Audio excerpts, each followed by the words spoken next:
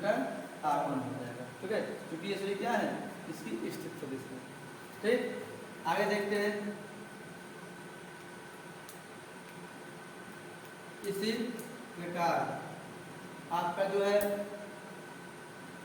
E2 बराबर क्या हो जाएगा, E2 बराबर हो जाएगा 1/4 एप्सिलॉन नॉट Q2 बटे R2 का स्क्वायर यूनिट वेक्टर R2।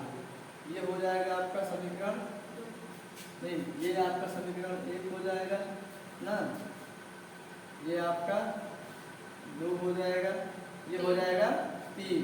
ठीक, इसी पर E3 बराबर 1/4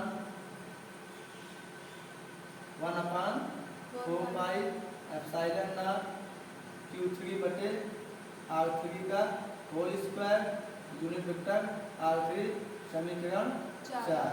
इसी प्रकार En बराबर हो जाएगा 1/4 एप्सिलॉन नॉट ना Qn बटे Rn का स्क्वायर यूनिट वेक्टर Rn समीकरण 5। ये ऊपर वाला समझ गए होंगे। ठीक है, ऐसे लिख लेते हैं इधर। तब देखो, तब समीकरण 2, 3, 4, 5 से ना ना समीकरण 2, 3, 4, 5 से आपका क्या हो जाएगा, समीकरण 1 या फिर 2, 3, 4, 5 को एक में रखने पर 1, 2, 3, 4, 5 से ना 1, 2, 3, 4, 5 से हमारा वेक्टर E बराबर क्या हो जाएगा, वेक्टर E बराबर हो जाएगा E1 का मान 1/4 एप्सिलॉन। देखो 1/4 एप्सिलॉन सब में कॉमन है। ठीक है, इसमें भी है, इसमें भी है, इसमें भी है और इसमें भी है। कॉमन कर लेते हैं, क्या बचेगा Q1 बटे R1 का square unit vector R1 plus Q2 बटे R2 का स्क्वायर ना unit vector R2 plus Q3 बटे R3 का square unit vector R3 dot dot dot Qn बटे Rn का स्क्वायर यूनिट वेक्टर Rn।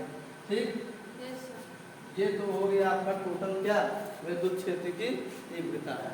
चाहे आप इतने भी लिख दीजिए, इसको एक प्रकार से और लिख सकते हैं, हो जाएगा आपका वेक्टर E बराबर हो जाएगा 1/4 एप्सिलॉन नॉट ना समेशन ऑफ I = 1 से लेके n तक, I = 1 से लेकर के n तक।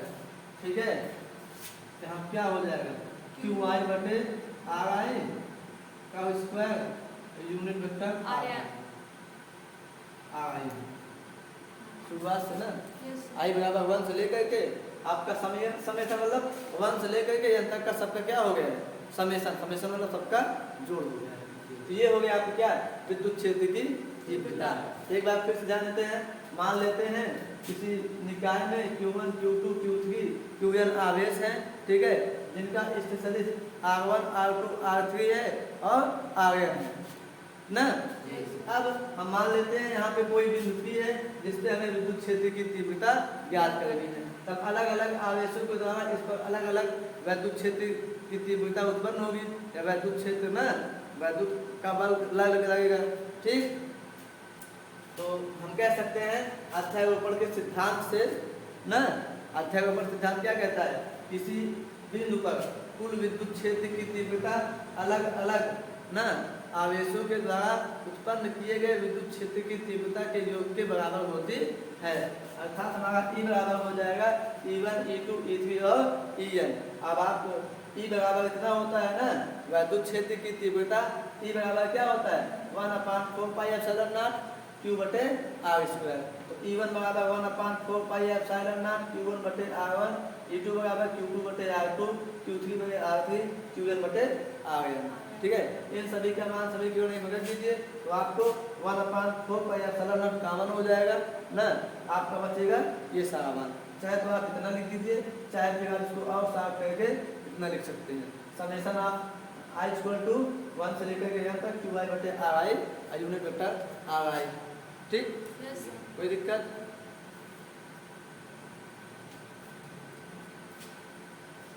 अभी बंद नहीं हुआ। बंद हो गया।